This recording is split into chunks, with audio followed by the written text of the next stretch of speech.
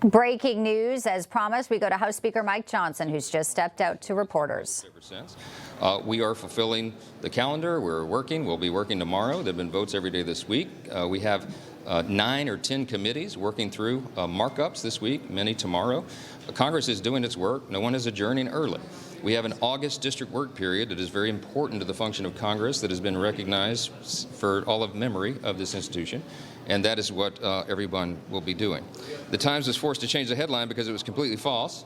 No one in Congress is blocking Epstein documents. No one in Congress is doing that. What we're doing here, Republicans are preventing Democrats from making a mockery of the Rules Committee process because we refuse to engage in their political charade. That is what is happening and nothing more. The way Democrats have tried to weaponize this issue is absolutely shameless. And I just want to say this. Democrats said nothing and did nothing, absolutely nothing, about bringing transparency for the entire 4 years of the Biden presidency. But now, all of a sudden, they want the American people to believe that they actually care. Their actions belie their words. We will not be lectured on transparency by the same party that orchestrated one of the most shameless, dangerous political cover-ups in the history of the United States. And that was President Biden's obvious mental decline. House Republicans stand for maximum transparency and truth. We always have and we always will. We're in lockstep with President Trump and his administration on this issue. We are pushing for the release of all credible information to be released with regard to the Epstein matter.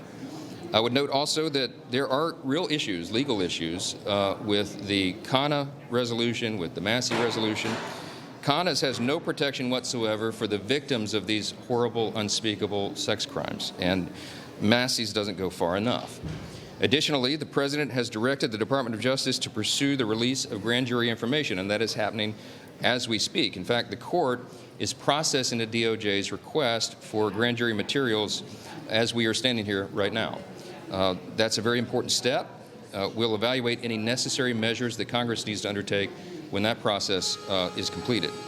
I'm convinced the administration is thoroughly reviewing all materials and working to release all credible information while also providing protection for victims. And I've been very clear and on the record many times that we have an obligation to do that, a legal obligation and a moral obligation to protect the people who have been the victims of these unspeakable crimes so that their names are not dragged through the mud.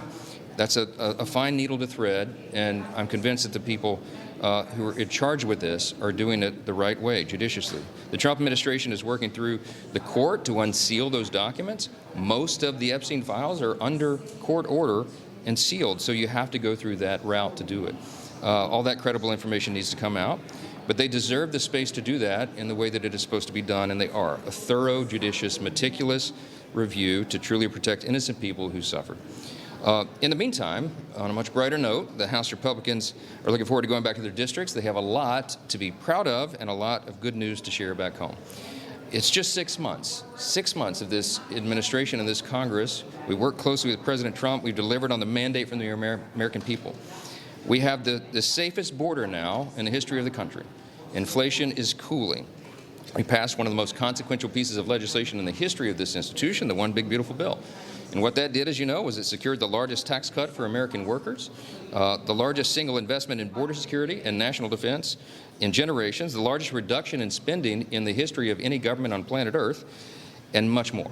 President Trump is making historic trade deals to balance the playing field and bring trillions of dollars of investment into America. As a side note, I will tell you, I was in the Oval Office last night for the historic moment where he made the trade deal with Japan. It was really something to see. I'll write a book about it one day. The Art of the Deal. It was a masterclass.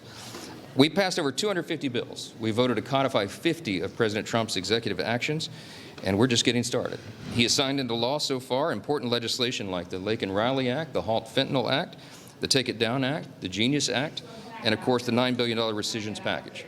In just 6 months, President Trump and House Republicans have made safer, stronger, and more prosperous America. We have worked to do that, fulfilling our campaign promises, and there's much more to come.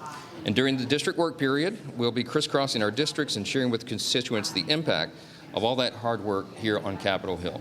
So I'll just conclude this and take a couple questions by saying, as we break apart here now to go home for the district work period, there's a lot to share with our constituents, a lot to share, a lot of good news, and we're looking forward to everyone feeling the positive effects of the work that's been done here so far.